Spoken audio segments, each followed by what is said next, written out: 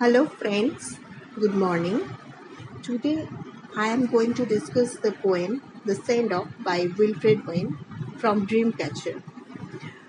I will discuss it in also Bengali version too. The first line is down the close darkening lanes descend their way.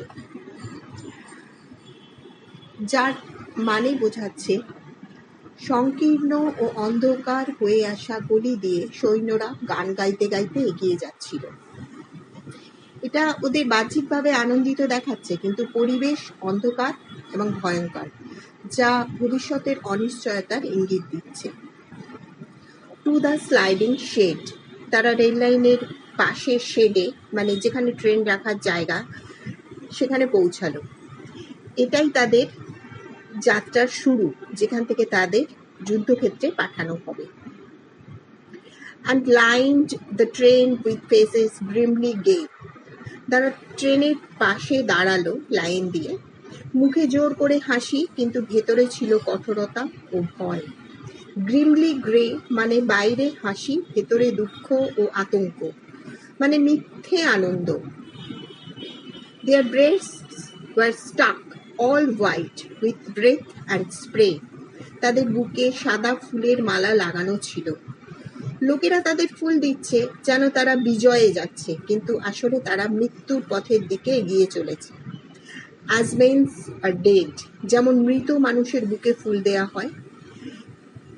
কবি এখানে ইঙ্গিত দিচ্ছেন এই সৈন্যরা কার্যত মৃতের মতোই, কারণ এদের মধ্যে অনেকেই আর ফিরবে না। Dull porters watched them and a casual tramp. উদাস একজন কুলি এবং একজন সাধারণ ভবঘুরে লোক তাদের দেখছিল। মানে সাধারণ মানুষ নির্লিপ্তভাবে তাকিয়ে আছে, তাদের যাত্রার গুরুত্ব তারা বুঝছে না। স্টুড স্টিয়ারিং হার্ড, তারা স্থির হয়ে গভীরভাবে তাকিয়ে আছে। নীরব কৌতূহল বা বিস্ময়, কিন্তু কোনো আবেগ নেই। Sorry to miss them from the upland camp. ক্যাম্পে এদের আর দেখা যাবে না, এটা তাদের কাছে খুবই দুঃখের। খুব হালকা দুঃখ প্রকাশ, কিন্তু প্রকৃত বেদনা নেই যার মধ্যে।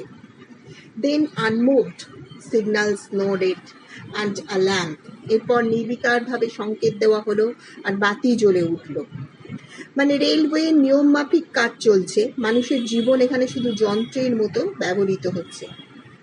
উইঙ্কড টু দ্য গার্ড, বাতিটি প্রহরীকে সংকেত দিল, মানে যাত্রা শুরুর অনুমতি দেওয়া হলো, পারমিশন দেওয়া হলো। So secretly like wrongs hushed up they went. তারা গোপনে চলে গেল, যেন কোনো অন্যায় কাজ লুকিয়ে ফেলা হচ্ছে। সৈন্যদের পাঠানো হচ্ছে চুপিসারে, যাতে সাধারণ মানুষ যুদ্ধের ভয়াবহতা না বোঝে। They were not ours, তারা আর আমাদের নয়। এখন তারা দেশের সম্পত্তি, মানুষ হিসাবে তাদের আর আলাদা অস্তিত্ব নেই। We never heard to what front these were sent. আমরা জানতাম না কোন যুদ্ধক্ষেত্রে তাদের পাঠানো হলো, সব কিছু গোপন রাখা হয়েছে। Nor there if they yet mock what women meant. তারা সেখানে গিয়ে কি নারীদের ভালোবাসা ও ফুলের মানে নিয়ে বিদ্রূপ করবে? ফুল ও ভালোবাসা কি যুদ্ধের ভয়াবহতার সামনে অর্থহীন হয়ে যাবে? Who gave them flowers?